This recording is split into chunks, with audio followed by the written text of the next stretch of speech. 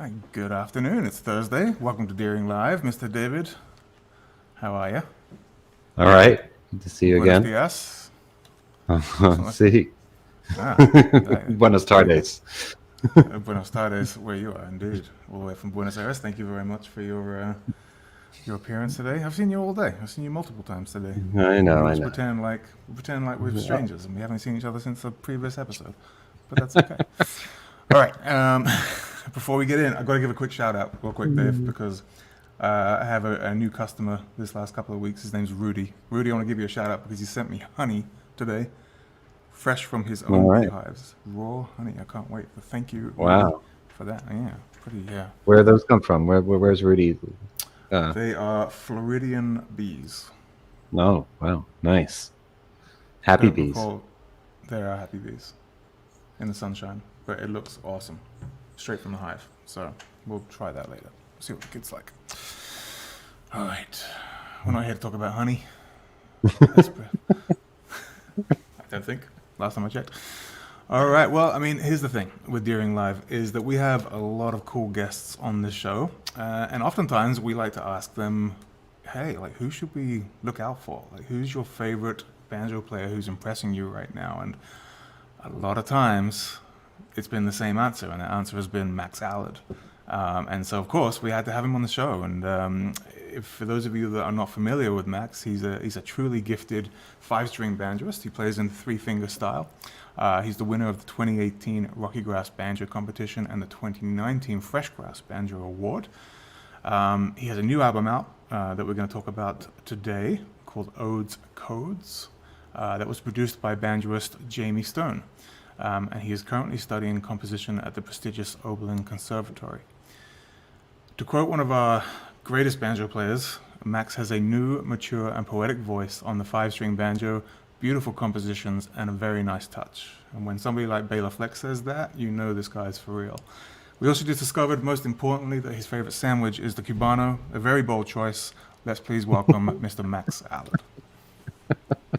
Hey, Max. Hello, how are you guys? I hope you didn't mind me dropping the Cubano reference into the intro there at the last minute. Oh, that's fine. It was because of you that I was reminded how good of a sandwich it was. If it wasn't for you, I would have just said Reuben, and I'm glad I didn't go with that. And then you would have regretted the Reuben. Exactly. And wish you'd had. I know. Well, It's all part of the service here at Deering Live.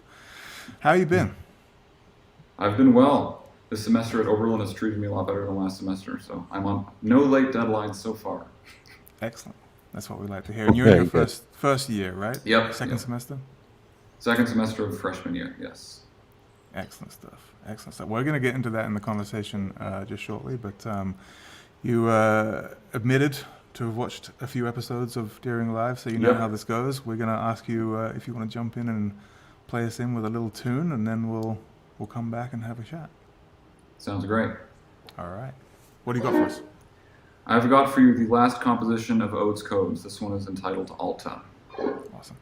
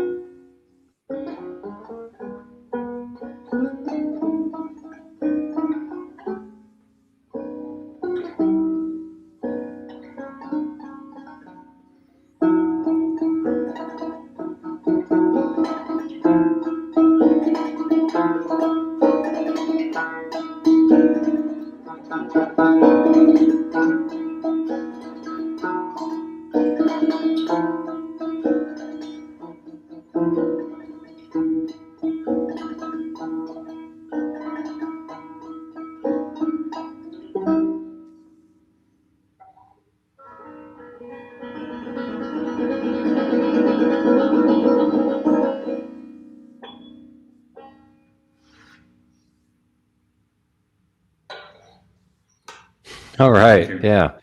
Fantastic. Thank you. Thank you. It's good to see you again, Max. We've run into each other through the years at Yeah. various things. I think Yes, we we were saying have. before. IBMA was maybe the first one.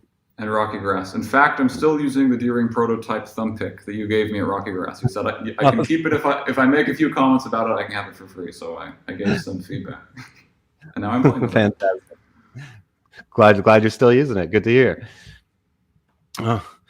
Well, why don't we let everybody know to go talk about your history a little bit, about how you got started playing the banjo and what drew you to the instrument. Sure. So I have always been interested in music, and I played piano at a very young age. I took some strange affinity to it. I actually wasn't interested in string instruments at first, but I went through piano teachers, a couple of them, and it didn't go so well because I was a stubborn little 6-year-old who didn't want to read music. However, I was gifted for my birthday from my parents a Yamaha keyboard that had a banjo sound effect on it, believe it or not. And I remember going through the sound effects one day. I remember it was sound effect number 57 and it said banjo, and I somehow knew what it was, but not very well. And it occurred to me how much I love the timbre of this instrument. I was like, oh, one of these days it might be fun to learn banjo if I find a teacher. So coincidentally, about 2 years later, we had a neighbor move in who played a little bit of banjo, and he would. We decided that he should maybe start teaching me. So it was an incentive for my parents to buy me a banjo, first of all, but then he started teaching me lessons. And I picked it up really quickly. I learned tablature quickly, and eventually, really just in a couple of years, I outgrew him and started taking lessons at the Old Town School of Folk Music in Chicago, where I'm from great teachers like Chris Walls, Timothy Ryan Fisher, and Greg Cahill on Special Consensus. And yeah, really because of my first teacher, David Masnado, who was my neighbor, and all my teachers at Old Town School, and Old Town School as a community, they helped me sort of find my way. And that was my start to this instrument. Okay. Yeah. I mean, you're very lucky to be in an area with such great teachers. The Old Town is a fantastic place. It is. Chicago's bluegrass community has sort of wavered in and out, but sometimes some of the best musicians are, believe it or not. I mean, I think even it had Chicago some of the bluegrass history with Bill Monroe living there at one point. But yeah, I was lucky to have people who knew how to play this instrument.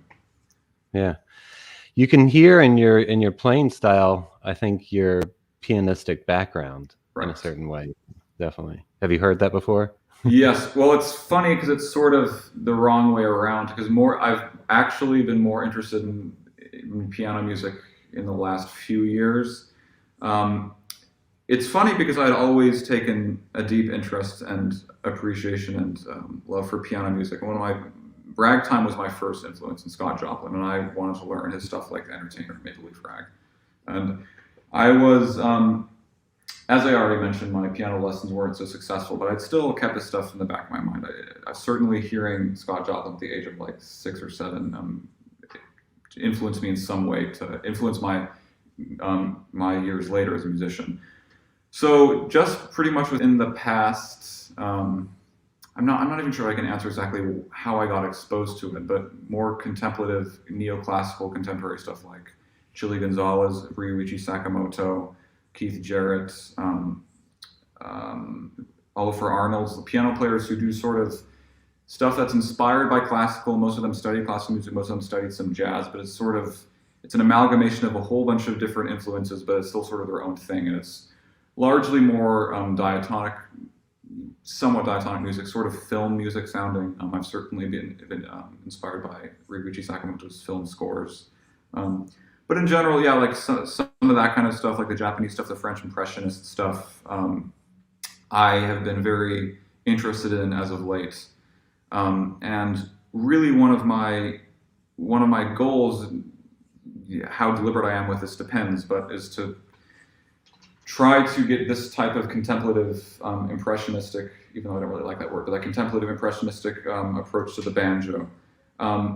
As I said, it's not always deliberate. I feel like a lot of my compositions come from just sort of what I've been inspired by recently. There was never like a crystallized moment where I'm like, I'm going to compose piano music for banjo. I'm going to be a piano player on the banjo. But I think just in recent years, I haven't been listening to as much bluegrass. I still keep up my bluegrass chops. I mean, it's something I think I need. And I wouldn't be playing anywhere like I am today if I hadn't studied Earl Scruggs and Bill Keith, Tony Trischka, Béla Fleck, Nova Kemley, all those people. But yeah, more recently, I would give the responsibility to piano players for influencing how I sound these days. And Odes Codes is certainly more of a piano-like record. I remember Jayme Stone, my producer, by the time we finished the record, he said, "Yeah, you wrote a piano record here."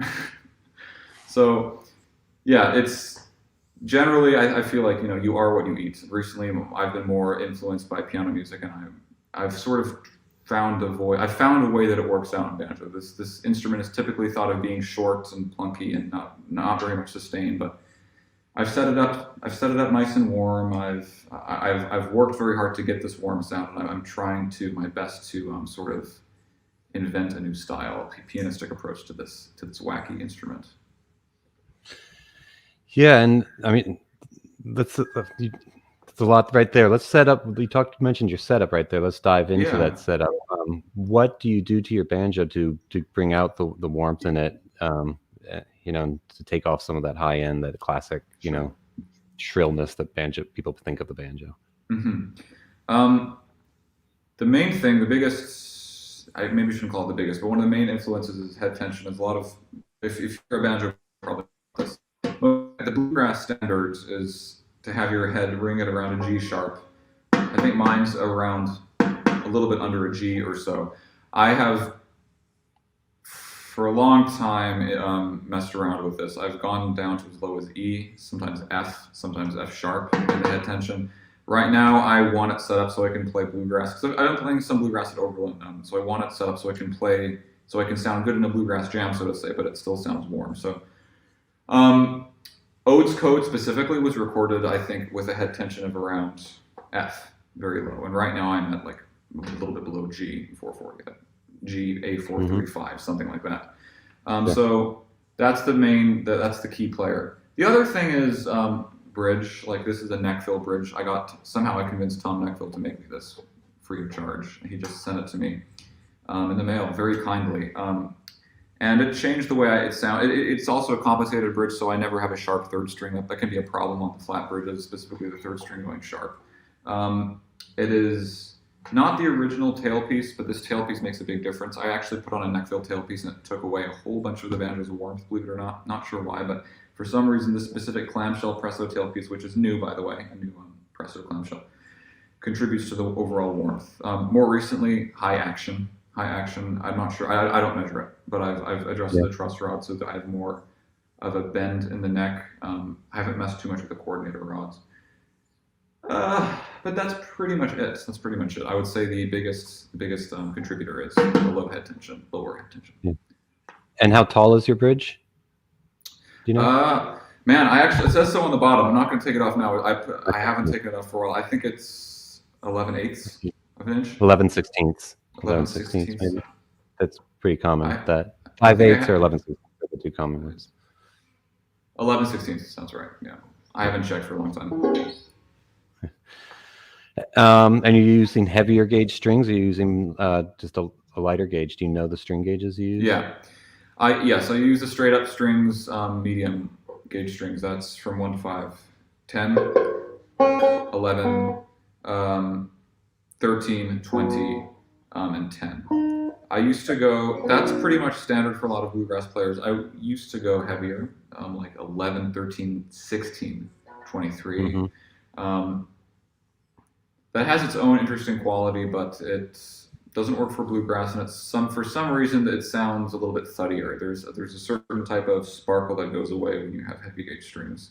It also depends on the banjo. I mean, it's a pain in the ass. so many players. Why is my banjo sounding thin? Oh, it could be this, it could be that, it could be this, it could be that. It's like owning a car. So, but to not go on a tangent, I use light gauge strings right now. And that's that banjo is it's a old Gibson top tension. Do you know what year is it? Yeah, yes, 1940. It's a Gibson PB7 plectrum banjo, top tension. Sent to South Africa for the H. Polyak Company. It was like one of Gibson's clients in South Africa when the banjo fell out of fashion in the late 30s, early 40s. Sent back to Gruen Guitars in 2016. it was not selling as a plectrum banjo. You know, it still had its plectrum neck. So they got Robin Smith to build a 5-string neck, and on it, I'm guessing around that same year. And then I discovered it in December of 2017, so not long after it had arrived. And I played it, and I couldn't resist it. It was the best banjo I'd ever played, and I somehow convinced my grandfather to make an investment for me. So I guess I'm not the legal owner of this instrument, but he's not going to ask for it back. If something terrible happens, I can sell a banjo. He can sell a banjo. So. Yes, but yeah, 1940 PP7 top tension, technically conversion with a new Robin Smith 5-string neck. What do you think the top tension does to the tone of the banjo? I mean, it's easier to adjust the head, but what do you think just that top tension changes the tone versus a regular, you know? What I've heard, it seems to be that because of all this excess metal, like the top tension has so much more metal than a standard granada. Like this thing weighs about 13 to 14 pounds. Most top tensions do. What I've heard Noah Bakelny say, who's like pretty much the biggest top tension geek you can find, he said, you know, this extra metal just seems to add sustain. Seems to add, I mean, I'm not exactly the most versed in physics, but it seems to be that the extra metal and extra weight, everything, does add a heaviness and warmth to the tone that other banjos don't have. I'm sure there's other factors. I might not be correct about this, but I believe a lot of top tensions might be included. At the back has a flat back. It doesn't curve in, which has some influence on the tone. Again, I'm not completely sure, but in general, to answer your question plainly, it's this extra metal that somehow adds to the sustain, and especially it being as old as it is, it's resonated for so long. It's one unit. It's not individual parts. Every piece of this banjo, they all know each other. So. And I want to get back to your playing and everything, but before I do, you mentioned you have that thumb pick that I gave you. Right. Was it this past summer? What do you like about that pick? Sure. Yeah. I like it. I mean, the thing is, I used the blue chip JD Crow thumb pick for a while. Eventually, I realized that, and it sounded good, but I eventually realized that I got a little bit too big for my thumb, and it got too late for me to return it or anything. I played it in, you could see the edge of it worn down. But what I like about this pick is it fits my thumb a lot better, and has the tone of like the Golden Gate thumb picks, which I think have a great tone, but they always break. I love Golden Gates, but they've always broken on me easily, and I wanted a reliable thumb pick that I could just wear in the middle of a show. I can still play hard and play bluegrass with it. As you can see, it's a metal band with a plastic thumb pick, pro pick. And yeah, I like the way it feels. My thumb doesn't get tired. It doesn't turn my thumb blue, like some Golden Gates will. And the tone is nice. The tone is more. The tone is highly similar to the to my metal thumb picks and to my metal finger picks, and that's always what I'm going for if I'm playing single string. Because I don't want the listener to be able to tell the difference between my plastic and my metal. Does that make sense? So if the tone is similar. I'm going back and forth between metal and plastic. Right. And they're similar. So that's really what I like about it: the similarity in sound to the metal thumb, to my metal finger picks. Awesome. Good to hear. So everybody, that's just, we're talking about a pick. We own Pro Picks, and we're talking about a pick that we're developing. It's not out yet, but keep watching, and eventually it'll get released pretty soon. Let's see. Let's get back to your playing though. So you still play bluegrass. What did you kind of make? Because your recordings that I've listened to on Apple Music, there's 3 of them on there. I don't know if you have more that aren't on there, but they're all mostly, not totally, but mostly a lot of it solo banjo. Yeah. When did you have you done recordings with a bluegrass band? Recordings? No, I have not done any recordings with a bluegrass band. I've played a lot and I've toured with bluegrass stuff, but that's actually an interesting question they bring up now that I think about it. I'm driving myself crazy. I should do a bluegrass recording. No, I don't think so. It's mostly. Yeah, But there everything was I've a recorded. time that you kind of dropped bluegrass and started Right. playing more modern, I don't know what you'd call it, modern acoustic music Mhm. versus traditional music. Was there a time that you kind of made that break, or was it just kind of a natural Oh, flow of you doing both at the same time? oh, that's a good question.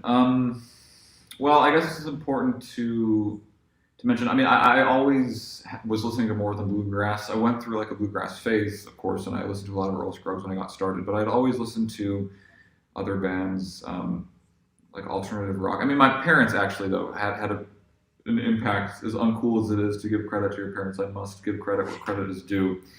My mother had interesting music she would listen to, and she has a friend in Canada, Craig Mayer, who's always trying to find new music, all kinds of stuff that I can't even classify. But my father, for instance, is from Germany, from Stuttgart. He has a very extensive vinyl collection of records he's accumulated at various yard sales, garage sales throughout Europe. And really, at around the same time I was playing the banjo, around the same time I started playing banjo, my family had dug up the record player and brought up the records from the basement, and I was exposed to electronic music like Kraftwerk, Ryuichi Sakamoto actually, as I mentioned earlier, I was exposed to Depeche Mode, just completely music I never heard before, like a lot of Right. 80s music and stuff, a lot of synthy stuff that I hadn't been exposed to, and that definitely also had an impact. I know I'm going to regret not mentioning some people. I should have written down a list, but around this time, especially I guess 11 to teenage years, that's a time when you pick up a lot of what you're influenced by. Then definitely influences you later. I guess is what I'm trying Right, to say. right. So Yeah. yeah, for as long as I can remember, I've been listening to stuff besides bluegrass. Yeah. Did you try to transcribe some of this music, some of this, other, not necessarily to play with people, but just kind of learn it a little Right. bit? I do, yes. I definitely picked out melodies. I didn't make like big arrangements because I was still a new player, but I remember I'm just trying to pick out simple melodies from songs I liked on the banjo, just like one string at a time. And because you play a lot of solo banjo, Mhm. do you do arrangements of more popular pieces for solo banjo a lot too? Yes, I wouldn't say more popular, but I have done arrangements of piano music. I've done, I've posted my cover, I think, on YouTube. I've done video game music, for instance, VGM they call it, which always works out interesting. I've done covers with my brother, who accompanies me on guitar or mandolin or cello mandolin. I'll do a lot of Odes Codes has two covers on banjo of piano music. One being Aphex Twins' April 14th, which is a highly influential ambient piano piece that had a big impact on the electronic music community when it came out in 2001. And then I have a cover of Rideau Lunaire by Chile Gonzalez, who I mentioned earlier. And he does stuff heavily influenced by Eric Satie, Claude Debussy, Ravel, stuff, French stuff, sort of. So I guess to answer your question, stuff that I've transcribed for banjo that's not banjo music Mhm. has been mostly piano material. And how do you deal with, because the piano has such a bigger range than the Oh yeah. banjo, 5-string banjo has, how do you deal with those issues of trying to get, fitted onto Right. the banjo fingerboard? Right. Good question. And with two hands at the same time, you have 10 digits on piano and 3 really, Yes, the answer to that pretty much in short is low tunings. Most of the material on Odes Codes is recorded in this very specific low tuning that it can be thought about in a few ways. Max's Patreon. I'll get to that later. So I have this tuning that I'm not going to say I invented because I think it's been used by some old time players before, but I at least discovered it by myself. Sort of like anybody who's played in double C tuning, like a D, C from 1 to 5, D, C, G, C, G. I basically take this type of idea, but I give myself a major third in the 5th string. So if we're in C, I go to E. But most of the material on Odes Codes is recorded in B flat, for instance, and B, or even sometimes down to A, or A flat even in one of them. So in the context, for instance, if we're in B, then C sharp, B, F sharp, B, D sharp, like 9th root, 5th root, major third. So these low, really it's because of my low 4th string.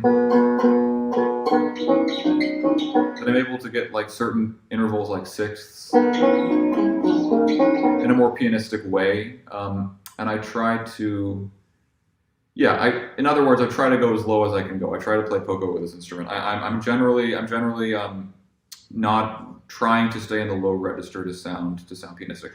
Also, it's important to mention that when I set up the banjo warm and loosen the head and everything, it really brings out the low register in a nice way. So I mean, really, the only way I can answer the question is low tunings. They're a miracle. Can you say that tuning you just mentioned again? I didn't. It's basically a double C tuning, but right. Lower. It's like a double C tuning, but you imagine the fifth string is tuned down to E. If we're in C, that's in the context of C. But if we're in the context of B, for instance, everything is down a half step. So we would have from 1 to 5. Yeah, C sharp, B, F sharp, B, D sharp. And I mean, playing in double C tuning, it works well for open strings, but playing up the neck, it's a little tricky because of the intervals, between the strings to get to get to get extended chords, extended harmony. It kind of, things don't lay out real cleanly. Do you stumble upon this, and how do you work around it? Yeah, that's a good question. I have to relearn a lot of things. It is frustrating because all your major skills, like they're gone, or any skill you learned, anything you were taught in school, suddenly you have to find a new way to play it. And to be honest, actually, I think this when I tuned my banjo to a place I just didn't know, like being in a foreign country, all of a sudden you have to explore it. Like I didn't really know what I was doing, and as a result of that, I stumbled upon by accident some interesting voicings. A lot of the stuff, I mean, I've had teachers who've pushed music theory on me, and I studied music theory a lot in school, but to this day, a lot of the music theory stuff I don't use when I'm actually composing. I understand a lot of it intuitively, but I don't really think about it so much as I'm writing music. So a lot of it, and a lot of the process of writing for Odes Codes was really just pecking around this tuning. And I got lucky with it a lot. So it's like, oh, this is a cool sound that would never have worked in G tuning. So it was just sort of like putting my fingers down, and eventually I would analyze and like, oh, that's what I'm doing.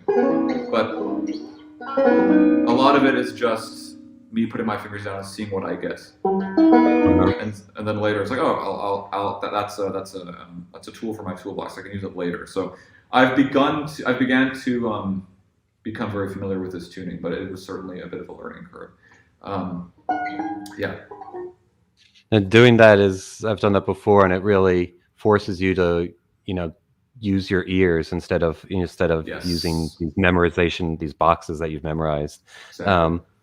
And so, it's good practice. And then, especially for writing something, you're strictly using your ears and not licks. Exactly. And are you using a lot of open strings up the neck? It sounds like it. That is what I was about. Yes, I was about to bring that up. One of the key components, one of the main elements of my music is taking advantage of open strings. I would not be able to get the lush sounds I get if it wasn't for open strings. And of course, if I want interesting sounds with open strings, I'm going to need interesting open tunings. So one of the reasons why these open tunings work so well is because I can use open strings in these voicings. Like all to the last song, I played the ends on this chord basically. I'm using only 2 of the strings are fretted, and the rest of them are open. Or this voicing, 2 open strings, 2 open strings. There's not really any voice. Think about my other music, I'm analyzing myself all of a sudden. But in general, there's almost always going to be an open string there, and that's really how I get the legato. The legato of playing, which is sort of responsible for the pianistic similarity. It reminds me of like Joni Mitchell's guitar playing in a certain way. If she does a lot of alternate open tunings strings up the neck, with open string, and it sounds fresh and not just the same kind of old things you've heard before. Right. Do you want to play another tune? Yeah, let's do it. Something from Odes Codes, probably. Yeah, sure. Yeah, sure. Let's see. Oh, yeah.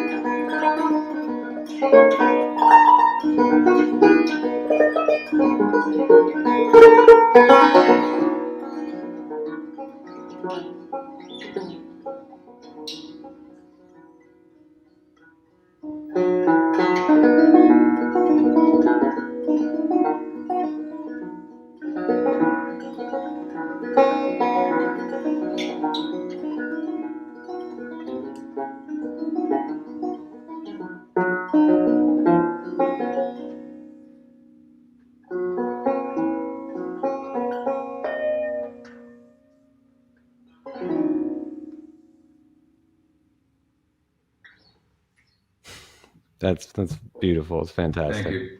Thank you It so really much. is.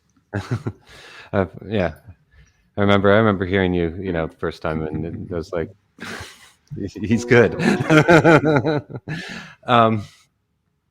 So let's talk about making of this latest record, Odes Codes. Yes. What was kind of the concept of it? And Jayme Stone produced it or helped you produce it, correct? He's a producer. Yep.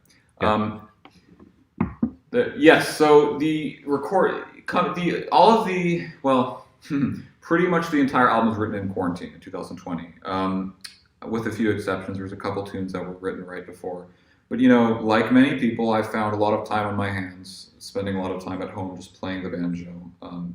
And I'd written, of course, I released my EP, Rooster and Soleil, which had solo banjo material. So I was already composing in this way, but I was playing mostly, by myself or with my brother sometimes. And I just thought, I was feeling certain things like everybody. So I was playing a lot of music and writing compositions. And really, that's pretty much all it was throughout 2020. I sort of experienced a surge in creativity, and as a result, I grew a lot. I tried my best to not let the opportunity go to waste. Since I was, I already had the privilege of staying home all day, so I was just playing music all the time, writing compositions all the time. Even at the beginning of it in March, I remember writing something almost every day, and I thought, like, where the heck is this coming from? I wasn't composing like this before.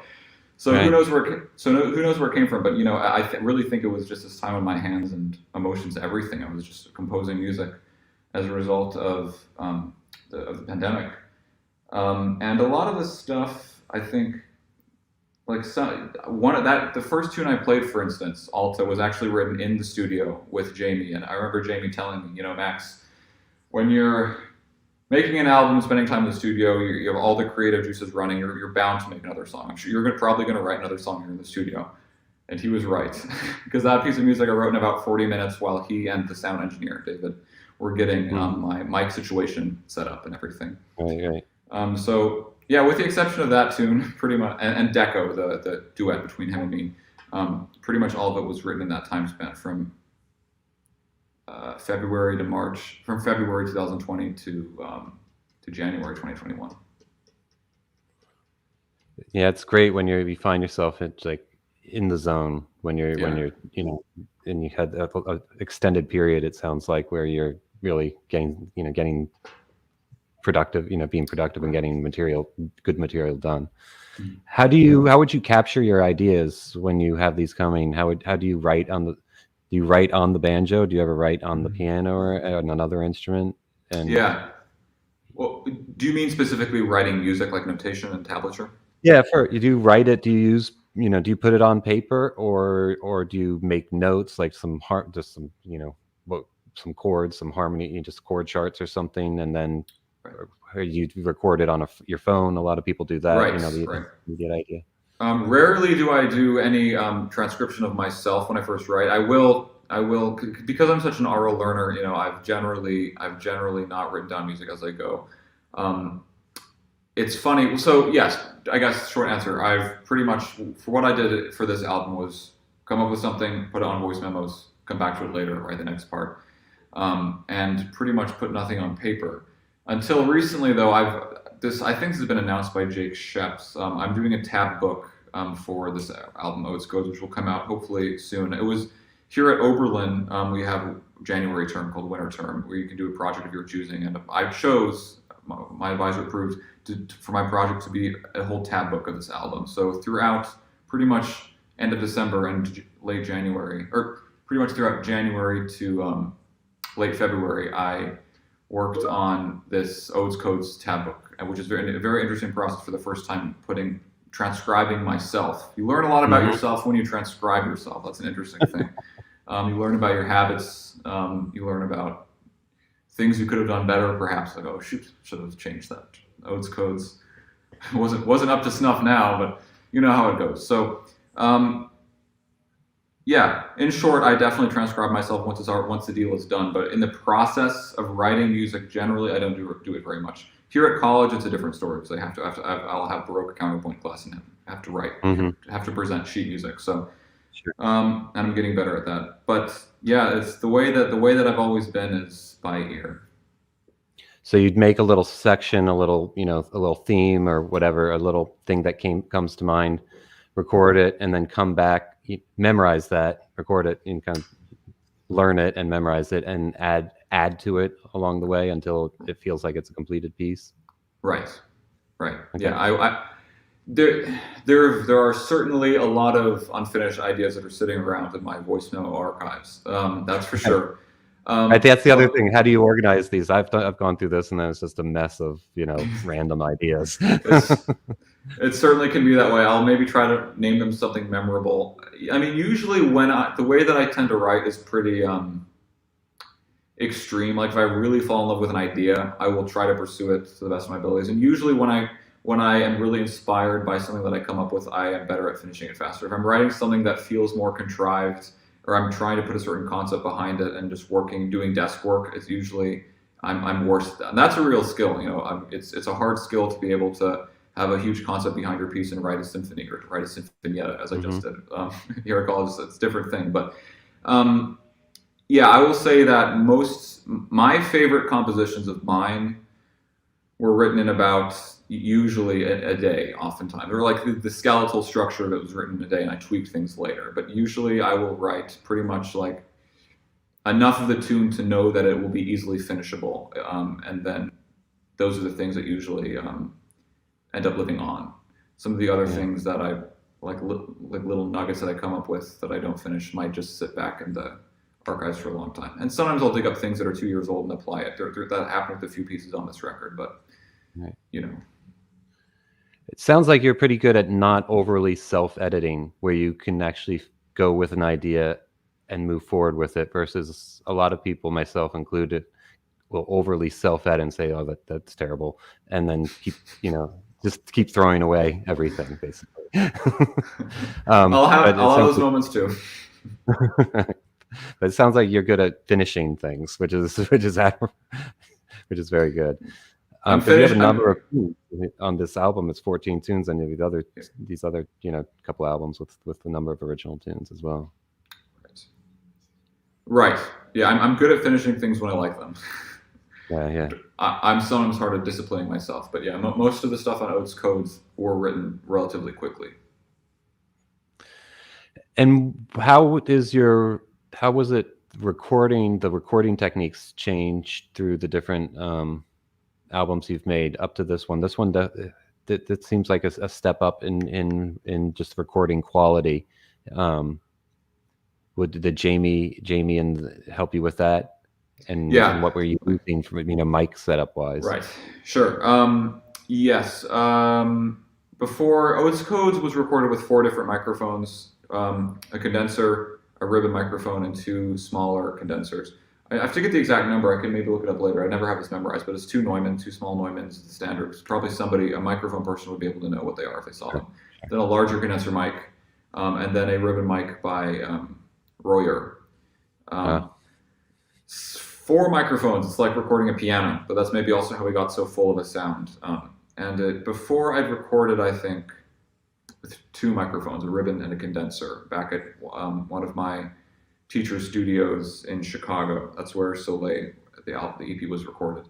And then also got a good sound, and it got a good natural sound of the room because it was recorded in a building that used to be a factory. So really, really high ceilings, big space.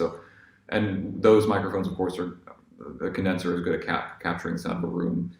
But at Jayme's, we had to put on reverb, and with Pro Tools, we used a lot of Studio Magic. Not saying that it sounded different. Overall, after mastering and engineering editing, it actually sounds similar to the roughs. But yeah, it was 4 microphones, full sound. Right. And then let's talk a little bit about your experience going to Oberlin Conservatory as a banjo player. Yes. How is it? It's a pretty well-known music school, and going as a composition major on the 5-string banjo. I tried to do that when I went to music school. They didn't have a banjo thing, so I had to switch to guitar. Right. So how is that experience being accepted by everybody? Generally it's a classical school, isn't it? Yes, generally speaking, it is. In the music department, it's a classical school, and they have it, but they do have a great jazz program. I think that's newer, that's really come into fruition more recently. But jazz and classical mostly. Most of my colleagues have come from the classical training. Most of the people in the composition department have come from classical training, with a few exceptions studying jazz. In general, I'm very lucky to have an advisor, and my advisor is also my main composition professor. He plays banjo and mandolin and comes from that tradition. So I'm very lucky to have somebody who actually is sympathetic to my predicament, if I even want to call it that. I got interested in Oberlin because a few reasons, but one of the reasons that I chose to apply, and I thought it might be a good fit, was because I was going through professors looking at composition, for instance, if I wanted to apply, and I saw Professor Jesse Jones, my professor, and it said, he plays banjo and mandolin, and he comes from a bluegrass background. I thought, great, if they have a professor who understands bluegrass, they will most likely, the school will be at least somewhat accepting of a banjo player. So I had a long email correspondence with him. He said, I think you'd be great you should try to get, whatever you pursue ultimately is up to you, but I think you should try to get into the school as a composition degree, as a composition major. And so I did, and I'm still a composition major, haven't changed degrees yet. That's up to me if I want to, but I'm enjoying it. And overall, I haven't really found myself in situations where I need my banjo. I didn't so much in the first semester, but however, in the second semester, I have been able to sneak my banjo in for counterpoint assignments. I think 2 at this point. We did one thing where we had to write a Baroque counterpoint line for John Coltrane solo in Giant Steps, and I played it, and it worked out okay. So there was some feedback. There were some, I had some dangling dissonances, some parallel fifths, some things that you don't want in Baroque counterpoint. But it was overall, I was able to make it work with a banjo. And I wrote, for instance, we did a figured bass exercise. We took St. John's Passion. Not sure if Bach wrote it, but Bach's arrangement of it, and took basically from the figured bass, took inventory, figured out the chords, and I wrote with the harmonic structure of Bach's St. John Passion a banjo arrangement that I'd written. So all the melodic things were come up by myself, but it was underneath that harmonic structure from Bach. So this semester I have been able to use it. I have been able to use it. I live across pretty far away from the conservatory, so I have to lug around 20 pounds. Not always easy. I'm generally pretty tired on days I have to take my banjo to it for class. But I'm trying to use it as much as I can in this academic environment. And the other students are accepting of it. They yes, they actually love it. They quite love it. I've played for them, and I've met a lot of people who've been who've really enjoyed my playing. I've met other string musicians. There's not very many, but there are other bluegrass musicians here. Not that I want to play bluegrass here, but it is refreshing always to just play standards when you're studying counterpoint. So, but yeah, it seems to be that I'm a hit, unless I'm giving the wrong impression. And where do you think the information that you're taking in at is leading your, both your playing and your compositional? Where do you what direction? How much is this kind of taking in and coming out of you? Yeah, it was hard to tell for me at first what I was actually getting out of anything. And I know very academic. I know professors who are going to criticize learning music theory, because a lot of the techniques you learn interesting terms. They don't really pertain to. They're not really so conducive to actually furthering yourself as a composer. The classes here, like my counterpoint classes I've mentioned, even my oral skills class, there are certain classes that I find work on certain weak points in my playing, even as simple as like sight singing or understanding how Johann Sebastian Bach thought about counterpoint, understanding certain musical concepts, compositional concepts, instrumentation. We learned to compose, like that was last semester, we learned how to compose for all the instruments in a symphony.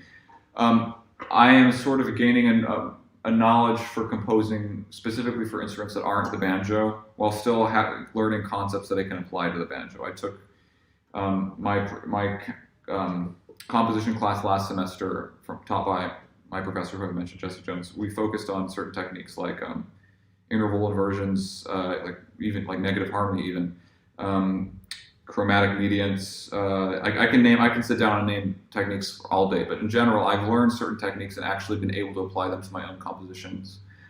And I found myself composing differently.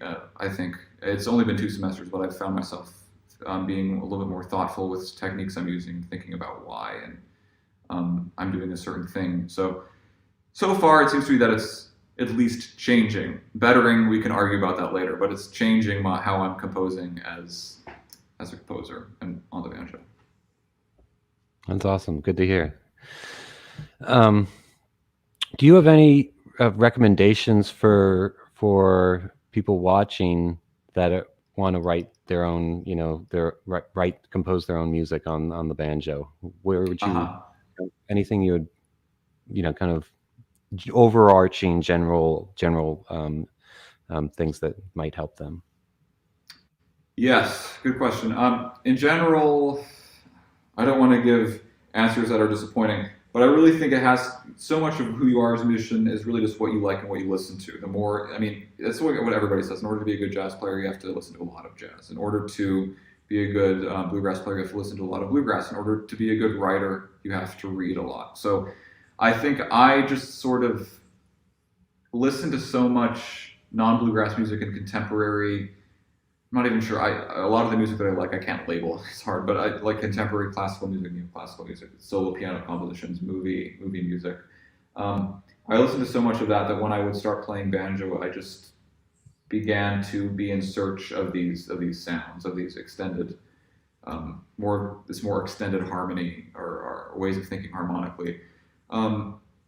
Like I said earlier, not so much of my composing has been applying theoretical aspects, at least for the style I've written in for Odes Codes. I mean, now I've changed a little bit with school, but overall, I was just sort of following my ear. I definitely think it helps to have sort of just a fundamental understanding of music theory, but I'm at the same time, if you have a good ear, if you're somebody who knows what you want to go after, then you're going to end up sounding good. I think the reason I have found my voice very easily is because I'm known for what I like, and I've always just tried to gravitate toward what I like. I've never tried to compose in a self-serving manner, or not so much a self-serving. It's maybe not the best way to explain it, but I've just tried to compose for the way that touches me, and I know touches other people, instead of being so. Instead of being so conceptual, which is not necessarily a good thing. I'm generally less conceptual composer, more just like, here's a mood, here's a vibe. Again, like I should probably also work on composing with certain concepts. A lot of art is about that. But anyway, without further tangents, what I can recommend is just if you like my style, then I would recommend piano music and piano composers like Keith Jarrett, Chili Gonzalez, Ryuichi Sakamoto, Olafur Arnolds. Guitar players, of course, who inspired me. Great player from Sicily, Peppino D'Agostino. I shouldn't go on too much attention about it, but I actually met him before I heard him. My brother plays mandolin. We were at a camp taught by Mike Marshall and Katerina Lichtenberg in Benicia, California, and Peppino D'Agostino caught me leaving one day. He said, "Oh, do you want me leaving the building?" I said, "Do you want to hear a composition?" And I sat down, and he played me his composition, Nine White Kites. And it changed the way I thought about composing permanently. I can tell you that Peppino D'Agostino's Nine White Kites changed me that day as a person and as a composer. So guitar players too. I always forget to mention guitar players, but specifically Peppino D'Agostino, who has a very kind of Italian and European approach, but also a contemporary classical approach. There's only one of him. I don't really hear anybody else who sounds like him. And then Leo Kottke, John Fahey, of course, too, and some of the early blues players like Mississippi John Hurt I've studied. But yeah, predominantly piano players and guitar players, and mostly solo piano and guitar. Yeah. All right. Well, yeah, that's great information. Well, Max, it's been great hanging out. I want to bring Jayme back in and see if we have any questions in the chat. Suddenly, I'm the main part of the screen. Hey, Max, might be a personal question. How old are you? 20. You are remarkably mature and poised in the way you answer questions and deliver like what you're trying to say, and the way you articulate. I'm over double your age at this point, and there's no way I'm that poised. It was really interesting to listen to, because I appreciate it. It was very well communicated and a very enjoyable conversation. So thank you for that. Of course. Wow. Seems like a long time ago. All right, let's. All right, probably the most important question I've had. It was a long time ago, Jayme. Not as long as it was for you, my friend. Anyway, moving on. Sam asks, did you become a snappy dresser before or after you started playing the banjo? Is this Sam Barham or which Sam? I don't know. There's no last name, but... okay, Sam. Did it become a snappy dresser before or after you started with the banjo? There's been some other comments about your floral shirts as well, which I guess is a thing. Yes, it is a thing. Let's just say that my sense of style, like my composition, has evolved. My composing style has evolved and changed. I don't know. I guess I've always had a knack for floral shirts. I might get it from my father, who dresses incredibly colorfully. But specifically in the last few years, there's this store in Chicago where I live on Milwaukee, near Logan Boulevard, for anybody who knows Chicago, called Phase, P-H-A-Y-E-S, that sells very interesting clothes. And I got very close. I made a good connection with the owner there, Heidi, and she's always hooked me up with great shirts and good brands like just various interesting brands that I didn't see sold at other stores that always piqued my interest. But I don't know. It's hard to pinpoint exactly when I developed my current sense of style. It's sort of evolved, so I can't really have a name a starting point. It's wonderful. I wish I'd known. I would have worn my only floral shirt. Yes. Oberlin also has a great vintage clothing store, so I'm more than lucky. Ah, there you go. Beautiful. Excellent. Samuel Barham did mention, I flashed it on the screen earlier, that he is a patron. Of yours. And it sounded like you wanted to talk about that and push that, and it sounds like there's a lot of cool stuff going on your Patreon page that people can access that maybe they wouldn't be able to otherwise. So you want to talk about that? Of course, yes. First of all, shout out to Samuel Barham. He's been my patron for a long time. Very interesting guy, and he's one of the smartest people I've talked to in the world. He does a lot of things, but he actually apparently almost went to Oberlin here, and he has some background studying composition, a few things, plays piano, and is another person who's very interested in composing in a more contemporary way for the banjo. So I appreciate everybody who comes to me with this interest in composing for this style, Sam being one of those people. Anyway, the question was about Patreon. Yes, yep. I do have a Patreon account. Yes. But it was because so many people on the YouTube account were requesting tabs. Do you have tabs for this? Do you have tabs for that? I was making arrangements of video game music, piano music, all this stuff. And eventually I realized, I could probably make a profit with this actually. So I decided to make tabs for all these to still satisfy the people, but to do Patreon, which is a subscription service where you pay a certain amount of money every year to support your favorite content creators. And that's basically mostly what I post. I post exclusive tablature for stuff I've done on YouTube. Of my covers and my own music. I do early access to YouTube videos, exclusive posts about anything, just things I've been writing. Sometimes I share demos that I wouldn't release anywhere else. So it's just sort of to see some exclusive content of me as a composer. And is there a link to it on your website? Yes, there is a link to it on my website. Is it maxallard.com? Correct. Yeah. And just like that. Boom, there you go. All right, so everybody head over to maxallard.com. You can link to the Patreon page from there and check out some real cool exclusive content. That's cool. That's a really good, especially in that kind of went crazy during COVID as well, during the lockdown. People kind of using stuff from home and creating more content for people to latch onto more exclusively than others. It's a very, very useful tool. A couple more questions with regards to your banjo. Is it a flat or a radiused fingerboard? It is a radius, a compound radius, so it gets a little bit more radius as it goes down, I think, or the other way. I'm not completely sure, but it's... So, I'm going to stop you right there. Explain what you mean by compound. Oh. I know what it means from a guitarist standpoint. It's not something I've heard a lot of in the banjo world. And radius, just in general on banjo fingerboards, is not like super, super common. But compound is a whole different thing, and it's a really interesting subject. You want to enlighten us with what you know?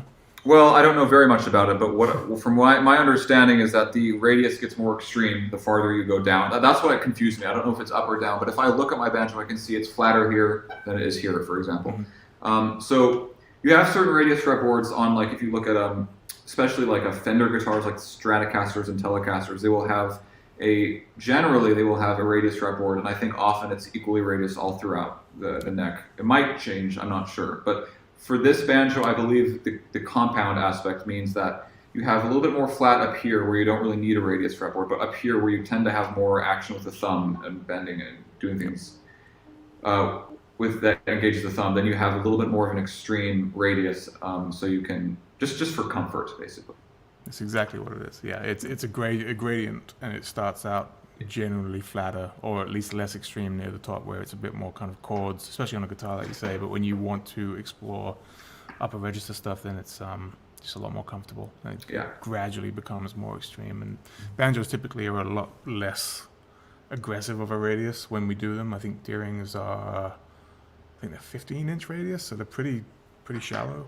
Yes. You compare that to a Stratocaster, which is a 9.5-inch radius, which is really quite aggressive when you look at the side profile of it. It's a very obviously radiused fingerboard, but Yeah, it's certainly becoming a bit more common. We had Hank Smith on last week. He's a big fan of the radius fingerboard as well. So, as is Mr. Kruger as well. So, cool. I think the final question was specifically with recording on recording of Odes Codes. Was there any compression used on the tracking? Yeah, there was compression. Okay. There was a type of compression that he used. I'm not exactly sure what it was, but it's certainly they're not rough tracks. There is some compression. What I can tell you is it didn't completely change the sound. I remember hearing the roughs and hearing the compressed version later, and it was negligible difference. Yeah, you mentioned earlier on that they were really, really close to the actual raw track, which is cool. Yeah. Awesome.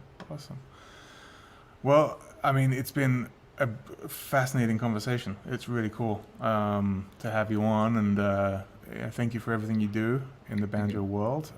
Is there any final kind of points that you want to share, or any final thoughts of the day, if you will? I just see a whole bunch more questions. I don't know how much time you have if I can answer these, or hit me with what you got. They're kind of right at the top, probably. Let's have a look. How do you think about improvisation? Yeah. Oh, that was Gagita, wasn't it? Here we go. This one. How do you think about banjo improvisation? Okay, that is an interesting question, because I can tell you that when I'm, I write so much in these alternate tunings, and when I'm playing bluegrass or anything, when I'm playing with other people, more or less, I'm going to be in standard tuning, standard G tuning. So I have to think. I can tell you up front that I think very differently about improvising in a social context, or not. I shouldn't say it like that, but in a bluegrass context or a string band context, than when I'm playing by myself. The way that so if I'm improvising in bluegrass, I try my best not to play like my habits and the things I've studied, but I'm not much better than the next guy. I'm still going to be playing a lot of things that I've licks I've learned from various sources. I studied Noah Bacalny extensively, went through a big Noah Bacalny phase, and I went through a big Béla Fleck phase. And I learned a lot of their tips and a lot of their tricks, but eventually I thought, I don't want to be a Noah Bacalny impersonator. I don't want to be a Béla Fleck impersonator. So I kind of, and this might also be responsible for me playing less bluegrass stuff, I sort of just thought, let's stop listening to banjo music and banjo players and try to listen to, piano players and guitar players and see what you pick up from them. Because there's so much repertoire, there's so much stuff there that's never been covered on the banjo. Anyway, for improvising, I am mostly using things I've learned from my banjo idols, like Noah Bacalny and Béla Fleck. And no matter what, it's pretty darn hard to be an impersonator of somebody exactly. Like I'm still going to end up sounding like Max Allard, but you can hear like certain triplet licks I got from Noam, certain like scalar passages and different like modes that deviate from major from Béla Fleck. Things that are some atypical bluegrass things I've certainly gotten from players like Béla Fleck. But the way I do think, I encourage this sounds so rudimentary, but I encourage to learn all the notes on the fretboard because that will help you apply theoretical concepts. My improvising, though, has also been influenced by, I should not cut it credit. I should not forget to give it credit. Has also been inspired by the more contemporary music I've listened to. I've certainly gotten interesting concepts that I apply to my improvising, even just from studying counterpoint. If I learn certain like cadences, stock cadences, or lamentos, just certain techniques from the Baroque era, for instance, they can be applied, believe it or not. Contrary motion, contrapuntal ideas, avoiding parallel fifths, like resolving dissonances by step, just like various things that you learn in music school, believe it or not, actually have had a bit of an impact on how I play bluegrass, especially playing melodic style. So I guess the best way to answer it is, study bluegrass, but also study more than bluegrass. I guess he wasn't thinking about tips for improvisation. The question was, how do I think about improvisation? And it's from many sources that I get my ideas. Which is probably the best way, right? Yeah. Just to not focus on one particular niche and just kind of broaden your horizons and absorb what you can from all of it, right? I agree. Yeah, absolutely. That's really wise. So, all right. Well, coming to a close here. I think what you said when you said there's tons of questions, those are all kind of just general chit chat back and forth. They're not necessarily all questions, but there is a very important one that we have not answered from Matt Brown, who asks, Max, what's your French toast recipe? Oh, interesting. Yes. Matt Brown. Yeah, shout out to Matt Brown. He's helped me. He was a teacher at the Old Town School. Oh, yeah. Okay. I'm cornered.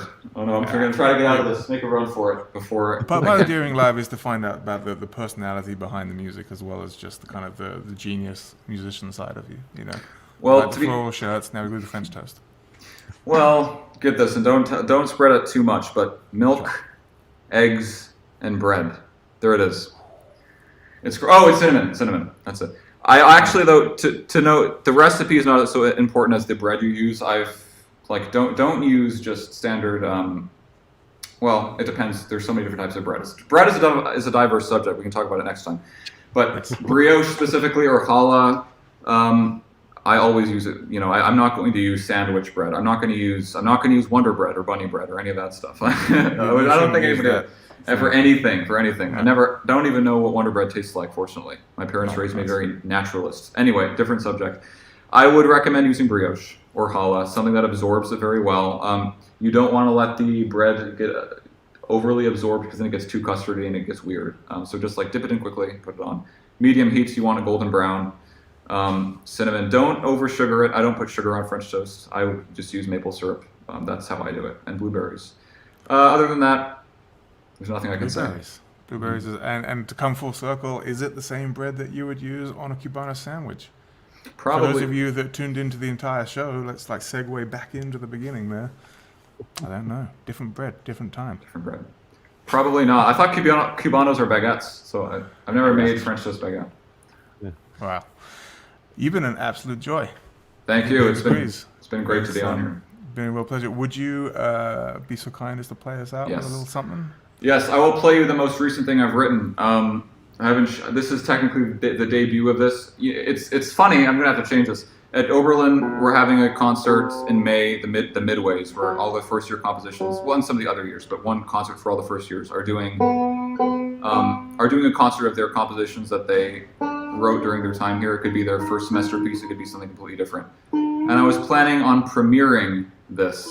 But if I premiere it here, it's not going to be a premiere at Midway, and I don't really care. I'm just going to, we can say that it's the second time being played during the Midways. But technically here on During Live, this is a premiere of my most recent piece for solo banjo. It's called Inlet. We don't often get to say this, but this is a During Live exclusive. I think the last time was Bennett Sullivan, way back when. So Max Allard, thank you so much for your time today. Dave, thanks as always. And Jonathan lurking in the background and doing all the video stuff. Thank you, sir. And we'll see everybody in 2 weeks. We're not here next week. So take it away, sir. Thank you so much. All right, Inlet.